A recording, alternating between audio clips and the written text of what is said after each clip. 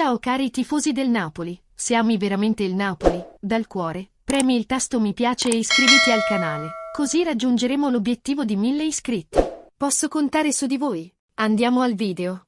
La Fiorentina di Vincenzo Italiano tenta più che caparbiamente di assicurarsi il passaggio alla finale di Supercoppa italiana, ma cede ai colpi del Napoli di Mazzarri. Una sfida completamente diversa quella vista all'Al Awal Stadium di Riyadh rispetto a quella di campionato, in cui gli azzurri in difesa sono riusciti a chiudere numerosi spazi contro i toscani, ripartendo in contropiede e trovando così il gol di 1-2 e finale 3-0.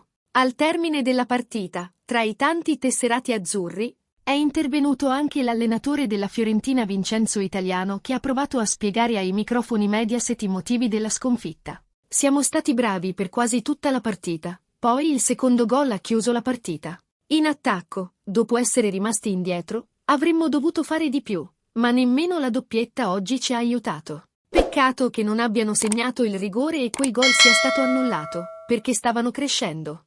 Nella ripresa il Napoli ci ha dato le chiavi della partita, ma non siamo riusciti a sfruttare questo aspetto. E per questo sono deluso, perché avevamo le armi per far male agli azzurri. Faccio i complimenti al Napoli per aver preparato la partita in questo modo, perché ci ha sorpreso un po'. Questo però è un sistema di gioco con cui sappiamo come affrontare e quindi non ci sono scuse. Eravamo in partita, abbiamo sbagliato anche un rigore, ma quando passano i minuti devi perdere l'equilibrio. Penso che se la Fiorentina avesse giocato come il Napoli oggi, avrebbe finito 7 o 8-0.